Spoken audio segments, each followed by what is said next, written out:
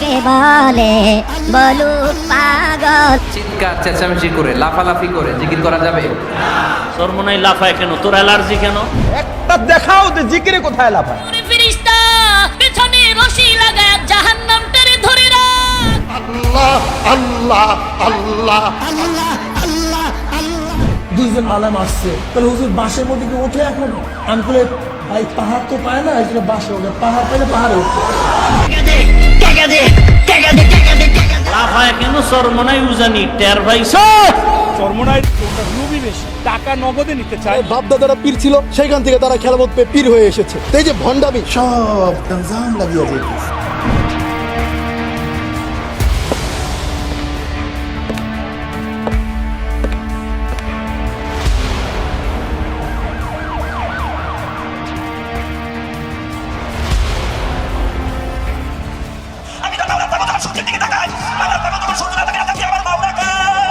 অনেক ইমানদারের অন্তরে একটা কম্পন আরম্ভ হয়। শায়েকদের বয়ানে অনেক মানুষ গলা কাটা মুরগির মতো ছটফট করে। বুঝো না তোর কপাল খারাপ। ধর্মের নামে এসব ভণ্ডামির প্রধান কার্যালয় চরমোনাইয়ের দরবার শরীফ। বাংলার জিন্দা শাহজালাল আল্লামা মুফতি ফয়জুল করিম শাইখে চরমোনাই। চরমোনাই দরবারের দায়িত্বে থাকা প্রধান দুই ভণ্ড হলেন ফয়জুল করিম ফজু আর রেজাউল করিম রেজু। ফজু রেজু দুই ভাই জন্মগতভাবেই পীর সাহেব। তাদের বাবা ছিলেন পীর, তার দাদা পীর, তার দাদাও ছিলেন পীর সাহেব। আবার রেজু ফজুর ছেলে হবে পীর, তার ছেলে পীর, তার ছেলেও পীর সাহেব হবার ব্যাপারে মোটামুটি কনফার্ম। সব মিলিয়ে সব যেন পীরের হাট বাজার। দাদাদার রহমাতুল্লাহ হাত উপরে দিকে উঠাইয়া ডাক দিয়া বলে, গরু এদিকে আও। ডাকের সঙ্গে সঙ্গে গরুটার রশি ছিঁড়া দৌড় দিয়ে আসে দাদাদারের সামনে এসে দুনিয়ার মানুষ, তোমরা আমাদের কথা শুনলা না, গরু আমাদের কথা শুনবে। এই ব্যবসা শুরু করতে কোনো পুঁজি লাগেনি তাদের। সাপ, ব্যাং আর বাইং মাছের কেচ্ছাই তাদের ব্যবসার মূলধন। দাদাজান বলতো, ওই বাইং মাছ তোর কপাল ভালো, যদি জালের সঙ্গে তুই না ওঠো, ওদিকে টেডা নিয়ে কুফাইতে কুফাইতে আইতে আছে। যখন তোর কলিজার মধ্যে টেডা কাটা ঢুকে পড়বে, আর তখন পানির মধ্যে থাকতে পারবি। এসব কেচ্ছা কাহিনী শুনিয়ে রেজু ফজু চালিয়ে যাচ্ছে তাদের রমরমা ব্যবসা।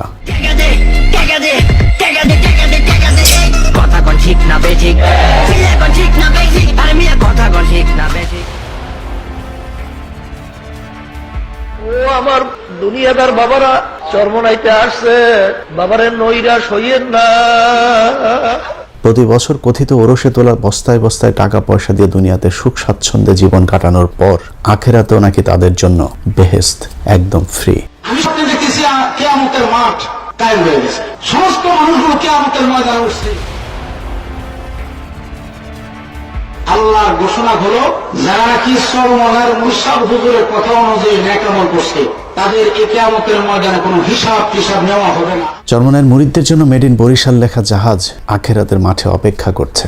এই জাহাজের যাত্রী কারো কোনো হিসেব হবে না, জাহাজ থেকে নেমেই সোজা জান্নাতে। সৈয়দ ফজলুল করিম রাহমাতুল্লাহ যখন কিয়ামতের ময়দানে বড় বড় জাহাজ দিয়ে রওনা করবে, মাবুদ গো দয়া মায়া করে আপনি ওদেরকে আপনার কুদরতি কোলের মধ্যে টাইনে আনেন।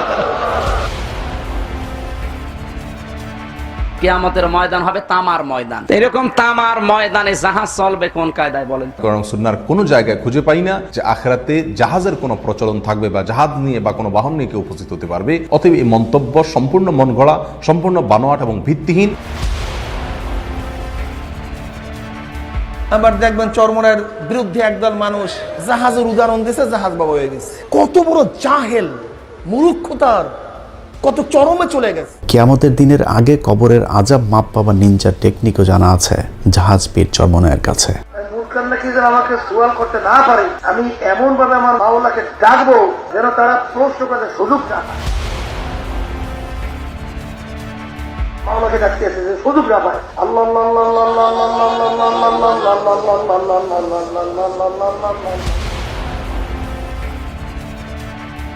এইভাবে আবার যখন নাকি কাজ শেষ হয়ে যাবে, আবার তারা ঘুরে ঘুরে আখেরাতে ফাঁকি দেওয়ার আশায় থাকা চরমনাই ভণ্ড পীর সাহেবের দুনিয়ার জীবনও ধান্দাবাজিতে ভরপুর। মিথ্যা প্রতারণা, অন্যের বউ ভাগিয়ে নেওয়া, জমি দখল থেকে শুরু করে এমন কোনো অপরাধ নেই দুই কথিত পীর আর তার অনুসারীরা করছে না। যারে সারা ওয়ার্ল্ডের মানুষ আজকে শ্রদ্ধা করে এই লঙ্গি পরা পীর। এসব মূর্খদের দলে ভেড়াতে অবশ্য খুব বেশি জ্ঞান বিদ্যার প্রয়োজন হয়নি। পীর সাহেবের শিক্ষক নিজেই জানিয়েছেন, শিক্ষা জীবনে ফেল করা ছাড়া পাশের কোনো রেকর্ড নেই কথিত এই ভণ্ড পীরদের। পীর সাহেব শহীদ মোল্লা ফজলুল করিম সাহেব দাওরা পাস করেন না। রেজাউল করিম সাহেব দাওরা পাস করেন না, কোনদিন ফাঁসি করে নাই, দৌড়ায়ও না, নিষ্কাতেও না, দাঁড়াইও না, বক্তব্যেও না, নিচেও না, উপরেও না। প্রাতিষ্ঠানিক কোনো শিক্ষা ছাড়াই কিছু মূর্খ লোকদেরকে এরা দলে ভেড়াচ্ছে। তাদের বায়াত হন নিয়াত, মুরিদ হন নিয়াত, তারা নিয়াত করেন মুরিদ হয়ে গেলাম, বাকির নাম ফাতিয়া। সৈয়দ মোহাম্মদ ফয়জুল করিম খলিফা শাইখুনা মুর্শিদুনা। আজকের অনুষ্ঠানে আপনাদেরকে চরমনাইয়ের কথিত পীর ও শাহেকের ভণ্ডামির কিছু হাতে নাতে প্রমাণ দেখাবো। সৌদি আরবের মতো রাষ্ট্র বাংলাদেশের মতো একজন আসামিকে রাষ্ট্রীয় মর্যাদা দান করবে, তা চিন্তা করা যায় না। চরমনাই পীর সাহেব একবার সৌদি আরবের 5 স্টার একটি হোটেলে তাওয়াল চুরি করে ধরা পড়েছিলেন। সেই ঘটনায় তিনি গ্রেফতার হয়ে জেলেও গিয়েছিলেন। তাম দুনিয়ায় অন্তত জানে পিসাব সরবরাহ হুজুরে অন্তত চুরি করবে না। ক্যাপ্টেনরা বলছে যে স্বয়ং বাদশার পরিবারের কোন আসামি যদি এই জেলখানায় থাকে, তুমি যে সুবিধা ভোগ করছো সেই সুবিধা তারা ভোগ করতে পারে। সমস্ত মানুষের অফিসারদের আমাকে দেখার সাথে সাথে মনে হয় যেন একটা মায়া মহাব্বত সৃষ্টি হয়েছে। পরবর্তীতে তিনি ভুলক্রমে তাওয়ালটি ব্যাগে ঢুকিয়েছিলেন বলে জানালে সৌদি কোর্ট তাকে খালাস দেয়। তবে সেখানে শর্ত দেওয়া হয়েছিল ফয়জুল করিম 10 বছরের মধ্যে আর সৌদিতে যেতে পারবেন না। আল্লাহ পাক রব্বুল আলামিন ইজ্জতের সাথে আপনাদের কাছে নিয়ে আসবে, অংশ ভাবতেও পারতাম। আমি জেনেই কি সেখান থেকে চলে আসছি, ক্যাপ্টেনরা পর্যন্ত চোখের পানি ফেলায়। সেই ঘটনাটিকে তিনি দেশে ফিরেই গরু ছাগলের কেচ্চার মতো করে সাজিয়ে তার মূর্খ ভক্তদের সামনে পেশ করেন। আর ভক্তরাও শুনে শুনে হাই পিসাব হাই পিসাব বলে আওয়াজ তুলতে থাকেন। একটা মন্ত্রণালয় মেহমান আমি ছিলাম, আলহামদুলিল্লাহ। মদিনায় 5 স্টার হোটেলে ছিলাম, মক্কার মধ্যে 5 স্টার হোটেলে ছিলাম। খানার মধ্যে বলে হুজুর আপনার লোকে বয়াত করেন, সেখানে দিনের চাপ করবে। কি কাজ করবো, রমজান শুরু হওয়ার 9 দিনের মধ্যে 3 খতম দিয়ে ফেলেছে। অনেক সময় অনেক রাতে 100 টাকা পর্যন্ত নামাজ পড়তাম। ওই অনুষ্ঠানে তিনি দাবি করেন জেলের ভেতরে সবাই তাকে খুব সম্মান দিয়েছে, বাড়ি থেকে খাবার আনার সুযোগ দিয়েছে, ভেতরে বয়ান করারও সুযোগও নাকি তিনি পেয়েছিলেন। এমনকি জেল কর্মকর্তা, পুলিশের অফিসার থেকে শুরু করে সকলের সাথে তার নিয়মিত কথাবার্তা হতো। আল্লাহ পাক রব্বুল আলামিন আমাকে সেই জেলখানায় প্রতিদিন বাসার খানা খাওয়াইছে, প্রতিদিন খবর আদান প্রদান আমি করতে পারছি। মন্ত্রী বারবার আমার কাছে বলছে আমরা লজ্জিত, তোমার এই ব্যাপারটার খোঁজ কিং সালমান পর্যন্ত সে কিন্তু প্রকাশ করছে। কিং পরিবারের ছেলেটার নাম হলো ফয়সাল, টেলিফোন নাম্বার দিল যে তুমি আমার ভাই আব্দুল্লাহকে শুধু এই কথাটুকু বলবা, সরাসরি সে যেন কিং ফয়সালের সাথে আলোচনা করে। এবার প্রশ্ন হলো, সৌদি প্রশাসনের সাথে নিয়মিত এমন আলাপচারিতার জন্য তো আরবি জানতে হবে, কিন্তু চরমনাইয়ের কথিত শাহেক আরবিতে কথা বলতে জানেন কিনা তার প্রমাণ দেখি চলুন। তার নজরে কোনো এখানে শিরক বিদআত শরীয়তের খেলাফ কোনো নজর বা কোনো দৃষ্টি পড়ছে কিনা? يقول هذا رأيت خلاف الشرع من الشرك والبدعة وغيره. ما رأينا شيء ما رأينا أي مخالفة الشرع.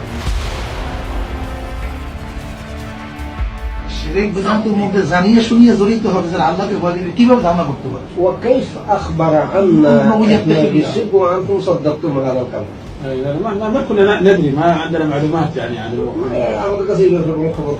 সম্প্রতি একটি ভিডিওতে দেখা যায় চরমনাই পীর সাহেব একজন আরাবিয়ান লোকের সাথে দোভাষীর সাহায্যে কথা বলছেন। এমনকি খুব ছোট ছোট বাক্য তিনি দোভাষীর সাহায্য ছাড়া বলতে পারছিলেন না। আমরা তো প্রথম স্টেজ নিয়ে আসছি, কিন্তু দ্বিতীয় তৃতীয় স্টেজ নিয়ে তো আমাদের আলোচনা খুবই কম হয়। نحن الآن نناقش الشرك الحقيقي. এখন প্রশ্ন হলো, সৌদি জেলখানার ভেতরে থাকা অবস্থায় তিনি এত আরবি এক্সপার্ট কিভাবে হয়ে গিয়েছিলেন? সৌদি আরব আসবেন, জীবনে কোনদিন পাসপোর্ট আপনার লাগতো না, জীবনে কোনদিন বিমানের টিকিট আপনার লাগতো না, আপনি আজীবন সৌদি আরবের মেহমান বনিয়া গেলেন। এরকম আরো অনেক গাঁজাখুরি গল্প বলে ভক্তদের কাছে আধ্যাত্মিক নেতা সেজেছেন চরমনায়ের ভণ্ড পীর আর ভণ্ড শায়েক দুজনে। জনাব শেখ মুজিবুর রহমান, তেনার বাবা শেখ লুৎফর রহমান, লুৎফর রহমানের বাবা শেখ আব্দুল হামিদ। কিছুদিন আগে আওয়ামী লীগের চামচামো করতে গিয়ে চরমনায়ের ভণ্ড শায়েক শেখ মুজিবুর রহমান সম্পর্কে ভুয়া এক পরিচয় তুলে ধরেন, যেখানে তিনি দাবি করেন শেখ মুজিবের পূর্বপুরুষ শেখ আওয়াল 1463 সালে ইরাক থেকে এসেছিলেন এবং শেখ আওয়াল হচ্ছেন হযরত বাইজিদ বুস্তামির শাগরেদ, অর্থাৎ বাইজিদ বুস্তামির সাথে তার সংস্পর্শে যাওয়ার সুযোগ হয়েছে। শেখ আব্দুল আউয়াল যিনি ইরাক থেকে এসেছিলেন, তিনি বাইজিদ বুস্তামি রহমতুল্লাহ আলাইহির একজন শাগরেদ ছিলেন, তেনারই বংশধর। দরবেশ আব্দুল আউয়াল 1463 ঈসাই সালে এই বাংলাদেশে এসেছিলেন। এবার চলুন দেখা যাক কতটা ডাহা মিথ্যা এই তথ্য। উইকিপিডিয়ার তথ্য অনুযায়ী বাইজিদ বুস্তামি মারা যান 874 সালে, আর মজুপীরের বক্তব্য অনুযায়ী তার শাগরেদ বাংলাদেশে আসেন 1463 সালে। তাহলে বাইজিদ বুস্তামির শাগরেদ 600 বছর পর কিভাবে জীবিত থেকে বাংলাদেশে আসলেন? বাইজিদ বুস্তামি রহমতুল্লাহ আলাইহি একজন শাগরেদ ছিলেন 1463। আসলে এই সবই মিথ্যা, বানোয়াট, প্রতারণা।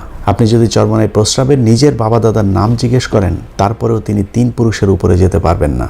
আর শেখ মুজিবের জন্ম পরিচয় তো এমনিতেই ভেজাল যুক্ত। শেখ সাহেবুত তাশরীরা ধর্ম প্রচারক ছিলেন। আল্লাহ আল্লাহ আল্লাহ আল্লাহ আল্লাহ আল্লাহ। চরমনায়ের মাহফিলগুলোতে যে অসভ্য লাফালাফি চলে তা নিয়েও নিজেদের মতো মন গড়া ব্যাখ্যা দিয়ে যাচ্ছেন চরমনায়ের কথিত আলেমরা। বাস্তবে এসব লাফালাফি শুধুই ভণ্ডামি ছাড়া আর কিছুই না।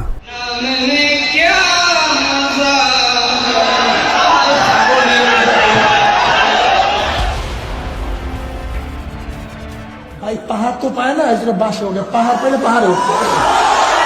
এভাবে কোরআন হাদিসের ভুল ব্যাখ্যা দিয়ে মানুষকে বিভ্রান্ত করে যাচ্ছে এই দুই ভণ্ডপীর, আর তার শাগরেদদের অবস্থাও একই রকম। শায়েকদের বয়ানে অনেক মানুষ গলাকাটা মুরগির মতো ছটফট করেনি।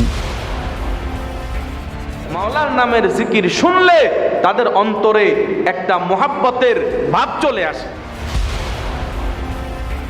জাহান্নামের আযাবের ড্যান যখন ভিতরে ঢুকিয়া যায়, তখন বান্দার শরীরের মধ্যে জাল জ্বালা শুরু হয়ে যায়। চিৎকার চেঁচামেচি করে লাফালাফি করে জিকির করা যাবে? লাফায় কেন চরমনাই উজানি টের পাইছো? যিনি জিকির পরিচালনা করতেছেন ওনার ঘাড়ে ওঠা যাবে। আহাম্মক মূর্খ! ভণ্ডামি করে কোটি কোটি টাকার মালিক হয়ে ভণ্ডদের এখন ক্ষমতা লাভের স্বাদ জেগেছে। একসময় নির্বাচন হারাম ফতোয়া দেয়া এসব ভণ্ডরা এখন নারীদেরকেও ভোটের মাঠে নামিয়েছে ভোটারদেরকে আকৃষ্ট করতে। নগরীর পিতা হবার ধান্দায় বরিশালের অলিগলি চষে বেড়াচ্ছে এসব জাহাজ পীরের মুরিদেরা। ইয়া নবী আল্লাহ, এখন আমরা কি করব? আল্লাহ নবী বলতেন, যা তোরা সবাই শেখ হাসিনার পক্ষ। হাত পাকা পত্রিকার মেয়র প্রার্থী অন্তত চুরি করবে না, ডাকাতি করবে না। সিটি মেয়র নির্বাচন, তারা নির্বাচনে যাচ্ছে, আমরা ধিক্কার জানাই। সম্প্রতি দেশের প্রায় সব ইসলামী দল যখন শেখ হাসিনার অধীনে যে কোনো নির্বাচন বয়কটের ডাক দিয়েছে, তখন চরমনাই পীর সাহেব ভোটচোর সরকারের বৈধতা দিতে তাদের পাশে গিয়ে দাঁড়িয়েছে। যার কোনো বিকল্প নাই, শেখ চরমনাই, বরিশালের মেয়র চাই, শেখ চরমনাই।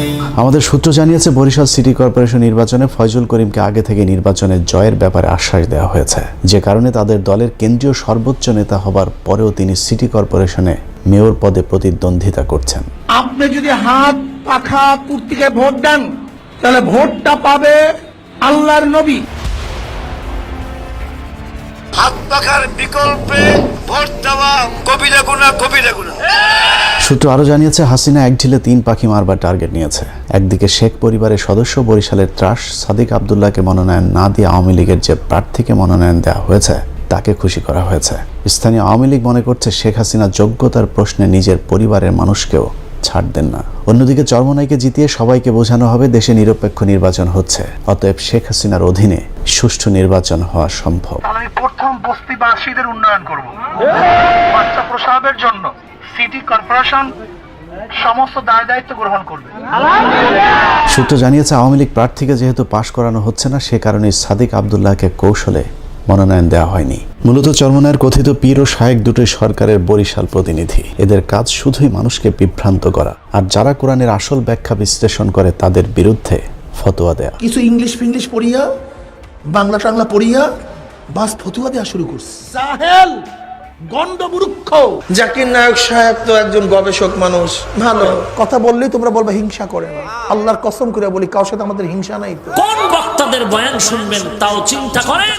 বর্তমান পৃথিবীর সর্বশ্রেষ্ঠ আলেম ডক্টর জাকির নায়কের বিরুদ্ধেও এই চরমনায়ের ভণ্ডরাই বিভ্রান্তি ছড়ায়। জাকির নায়ক সাহেব কাজ বাদ দিয়া ওয়াকাজের মধ্যে যখন লিপ্ত হয়ে গেছে, তখন ধিক্কারে পাত্র হয়ে গেছে। ডক্টর জাকির নায়কের বিরুদ্ধে তাদের এই ফতোয়াবাজির কারণ একটাই, তা হলো তাদের বেদাতি ব্যবসায় ঘাটতি। স্বার্থের প্রশ্নে এরা নিজের ভাইকেও ছাড় দেয় না। ক্ষমতা দেখিয়ে নিজের অন্য ভাইদের জমি দখল করে নিয়েছে রেজু ফজু দুই পীর সাহেব। 33 জনের বিরুদ্ধে মামলা ও চরমনাই পীর সাহেবের বিরুদ্ধে সম্পত্তি আত্মসাতের মামলা শিরোনামে সংবাদ প্রকাশিত হয়েছে, যা আমাদের দৃষ্টিগোচর হয়েছে। যদি পেয়েও থাকে, সেই জায়গা পাওয়া নেওয়া দেওয়ার জায়গা তো প্রিন্ট মিডিয়া না, সোশ্যাল মিডিয়া না। যাদেরকে গরু, ছাগল, কুকুর, বাঘ আর জাহাজের গল্প শুনিয়ে বস্তা ভর্তি টাকা কামানো হচ্ছে, তাদের বিপদেও কখনোই কাজে আসে না সারাক্ষণ দান খয়রাতের কথা বলে মানুষের পকেট কর্তনকারী পীর সাহেবেরা। চরমনাইতে আসছে, বাবারে নৈরাশ হইয়েন না। গত বছর একটা রিপোর্টে দেখলাম, এক মাহফিলে তার 3 কোটি টাকা কালেকশন হয়েছে। এটা হয় না? তো এত কোটি টাকা কই যায়? মার্কেট করে। আমি কয়েকদিন আগে রাজনীতি কিশোরের সঙ্গে সামনাসামনি কথা বলছি, ভাই আমি সেটা করতে পারি না, আমার কিছু সহযোগিতা দিয়ে। 1 টাকাও দেয় না আপনারে, রেজাল্ট করি। নিজের আপন ব্যয়ের সাথে প্রতারণা করেছে চরমনায়ের প্রস্রাব ফয়জুল করিম ফজু পীর। আপনার মেহমান কতজন আসবে সেটা বলেন, আপনি দাওয়াত দেবেন, তবে আপনার যতজন খুশি ততজন দাওয়াত দিতে পারেন। একটা জিনিস মনে রাখেন, আমি থাকি আমেরিকাতে, আমি পার্টি দিয়ে করব। কিছুদিন আগে বেশ ভাইরাল হওয়া একটি ছবিতে দেখা গিয়েছিল বিএনপি আওয়ামী লীগের কেন্দ্রীয় সব নেতাদের সাথে চরমনাই নেতাদের একটি গেট টুগেদার। মূল ব্যাপারটা হলো যে যখনই ফাঁদে পড়ে তখন সে অন্য কাউর থেকে উত্তরণের চেষ্টা করে। চরমনায়ের কথিত শাহেক ফজুর ব্যয়ের অভিযোগ, নিজের টাকা বাঁচাতে কৌশলে ব্যয়ের ঘাড়ে চাপিয়ে দিয়েছিলেন সেই অনুষ্ঠানের খরচের বোঝা, আর ফায়দা লুটেছেন ভণ্ডপীর ফয়জুল করিম। সবচেয়ে খারাপ লাগছে সেটা হলো সম্পূর্ণ পয়সা করি আমি দিছি, কিন্তু নামটা হয়েছে আমার ব্যয়ের, যে সে এই প্রোগ্রামটা করছে। এভাবেই সারা দেশের মানুষের সাথে প্রতারণা করে যাচ্ছে চরমনায়ের দুই ভণ্ড। চরমনাই বাৎসরিক মাহফিল বিনা ওজরে কামাই দিয়েন না। চরমনায়ের ওনার লুবি বেশি, টাকা নগদে নিতে চায়। ওনাদের মাঠে বসে এমন বয়ান দেয়, বয়ানের চড়ে আপনি কাপড় চোপড় খুলে আপনি ওনাদেরকে দিয়ে দেবেন। চরমনায়ের পিসা হুজুর যে ভাওতাবাজি শুরু করছে কদিন ধরে, বাপদাদারা পীর ছিল, সেখান থেকে তারা খেলামত পেয়ে পীর হয়ে এসেছে। এই যে ভণ্ডামি, জাহেল, জ্ঞানের স্বল্পতা, আমাদের মধ্যে মূর্খতা অনেক বেশি। গুরু ঠাকুর বলছে পর্দা লাগে না, এটাই সঠিক। সারা দেশব্যাপী মানুষ যদি কয় লাগবে, হবে না। আমার গুরু ঠাকুর যা কইছে তাই। যারা বলে জিকিরে লাফায় বাস বায়, এই কথার ধরনেই বোঝা যায় সে উম্মতের সংশোধনের জন্য বলে না, সে বলে হাসাদ, হিংসা থেকে। চরমনায়ের সমর্থিত ভণ্ডদের মধ্যে অন্যতম হলেন হাফিজুর রহমান কুয়াকাটা ও তার ভাই হাবিবুর রহমান মেজবা। দুজনেই নিজের মুরিদের বউভাগী আলোচনায় এসেছিলেন। এখনো নাকি বোরকা পরা মেয়েদের দেখলেই তাদের যৌবনে ঝাঁকি দেয়। একটা মেয়ে কলেজে যাচ্ছে, বোরকা পরা, হাত মোজা, পাও মোজা সব লাগানো, এরপরও কি আকর্ষণ যুবকের হয় কি হয় না? আমার হয়, তোর হয় না? এত কিছুর পরেও তাদের বিরুদ্ধে কোনো ব্যবস্থা নেয় না সরকার। উল্টো তাদেরকে দিয়ে আগামী নির্বাচনে শেখ হাসিনা আরেকটি পাতানো নির্বাচনের ধান্দা করছে। এই আমানত যে রক্ষা করতে পারবে, তার কাছে আমরা যেন আমানত রাখতে পারি। আমাদের শেখ চরমনাই আমাদের নগর পিতা হিসাবে আল্লাহ কবুল করেন। সেই নির্বাচনে 300 আসনে প্রার্থী দেওয়ার পরিকল্পনা রয়েছে চরমনায়ের। চরমনায়ের কথিত শাহেক বিভিন্ন সময় ভারতের বিরুদ্ধে জ্বালাময়ী ভাষণ দেয়, তারপরেও তাদের বিরুদ্ধে কোনো ব্যবস্থা হয় না, কারণ ভারতীয় গোয়েন্দাদের সাথেও তাদের সম্পর্কটা অনেক পুরাতন, যে কারণে তাদেরকে কখনোই জেল, জুলুম কিংবা নির্যাতন সহ্য করতে হয় না। সবাই জেলে, আমি জেলে না কেন? তাদের প্রশ্নই হলো আমি জেলে না কেন? দলিল কি? একদিকে সরকার, অন্যদিকে ভারতীয় গোয়েন্দা সংস্থার সাথে মিলেমিশে তারা তাদের পরিধি দিনকে দিন বাড়িয়ে চলেছে। তাদের সহায়তায় সরকারি জায়গা দখল করে মসজিদ, মাদ্রাসা বানিয়ে চরমনাই পন্থী মানুষের সংখ্যা বাড়ানোর চেষ্টা করছে চরমনাই পীর সাহেবেরা। এসব মসজিদ মাদ্রাসাগুলোতে ছোট ছোট বাচ্চাদের ব্রেন ওয়াশ করে কোরআন হাদিসের ভ্রান্ত ধারণা শিক্ষা দেওয়া হচ্ছে। এসবের মাধ্যমে শিরক বেদাতের পথে ঠেলে দিচ্ছে দরিদ্র ছোট ছোট এসব শিক্ষার্থীদের। তবে একটু আমরা দেখি পীর সাহেব কি বলে। পৃষ্ঠা নম্বর 35 তিনি লিখছেন, দেখেন, কামেল পীরের আদেশ পাইলে নাপাক শারাব দ্বারা যাই নামাজ রাঙিয়ে তাহাতে নামাজ পড়ো। শরীয়তে কামেল পীর সাহেব যদি এমন কোন হুকুম দেন যা প্রকাশ্য শরীয়তের খেলাফ হয়, তবুও তুমি তাহা নিরাপত্তিতে আদায় করিবে। তাদের লেখা বই কিংবা ধর্মীয় আলোচনায় শুধুই বাবা হুজুর দাদা হুজুরদের আধ্যাত্মিক গাঁজাখুরি সব গল্প শোনানো হয়, অথচ বর্তমান পীরের মজেজা দেখানোর কোনো ক্ষমতা নেই। মুসলিম উম্মার মধ্যে যারা এরকম বিভ্রান্তিকর আকীদা সৃষ্টি করছে, আল্লাহ সুবহানাহু ওয়া তাআলা এই সব ব্যক্তিকে তুমি হেদায়েত দান করে সকলে বলি আল্লাহুম্মা আমিন। চরমনায়ের এসব ভণ্ডামি থামানোর এখনই সময়। কওমি আলেমদেরকেও এ ব্যাপারে পরিষ্কার ব্যাখ্যা দিতে হবে। ওয়াজের নামে শুধু নারীদের পর্দা, সুদ, ঘুষ আর বেহেশতের হুরদের আলাপের পাশাপাশি এসব বদমাইশদের ব্যাপারে পরিষ্কার ব্যাখ্যা দিতে হবে আলেমদেরকেই।